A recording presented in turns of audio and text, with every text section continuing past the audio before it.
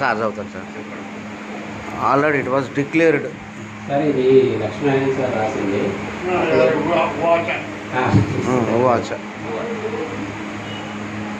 బోధించేవాడే కాదు గురువు, మనస్సుల లోతు తెలుసుకునే దివ్యుడు, చూపుతో మన హృదయాలను చదివేవాడు, బలమైన వ్యక్తిత్వాన్ని మలిచే శిల్పకారుడు. వాక్యాలు పలికే పదాలకే కాదు, ఆలోచనల గుండెకు నాటే విత్తనాలవి. మౌనంలోనూ బోధన చూస్తుంది, చీకటిలోనూ కనులుగా వికసిస్తుంది. సముద్రం వలె విస్తారమైన సహనం, కాలమంత విలువైన అనుభవం, బలహీనులను లేపి భుజం తలుపులను సరిదిద్దే మార్గదర్శనం. తనను తాను వెలిగించుకొని ఇతరులకు జ్ఞానదీపం అవుతాడు.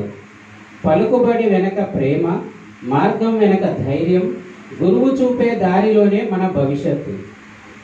అవిశ్వాసపు గాలులతో, భయపు తుఫానులతో గురువు స్వరం ప్రశాంతంగా మార్గం చూపుతుంది. నీ పయనాన్ని నీవే నడుపు, నిజాయితీతో నడుపు, నీ లోపలే నీ శక్తి దాగుందని నమ్ము.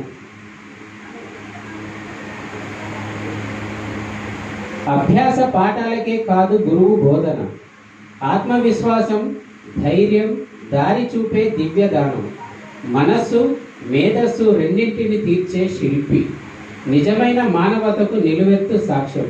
కాబట్టి గురువులు విశ్రాంత ఆచార్య తిరుపతయ్య గారికి నా ప్రణామం. జ్ఞానానికి నిలయం, దయకు ప్రతీకగా నిలిచే ఆయనకు కృతజ్ఞతలు. ప్రపంచం మారినా మన తిరుపతయ్య గారి విలువ మారదు.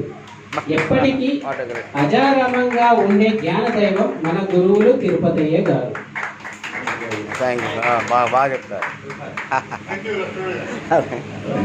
కృతజ్ఞతలు లక్ష్మణ సార్, చాలా అద్భుతంగా రాసిండు. ఒక్కొక్క లైన్ లో అదొక సూక్తి, సూక్తి లాగా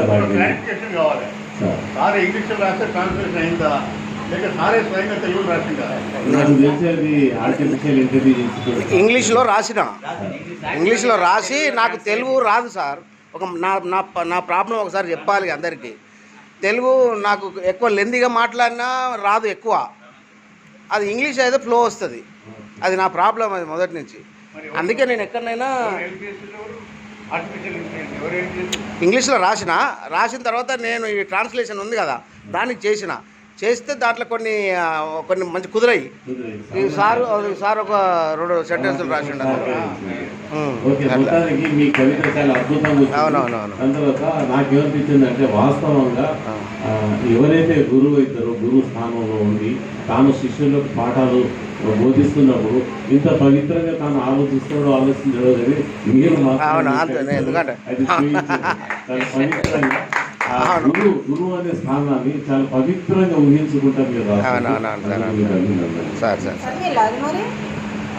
చదవండి, ఇప్పుడు చదవండి.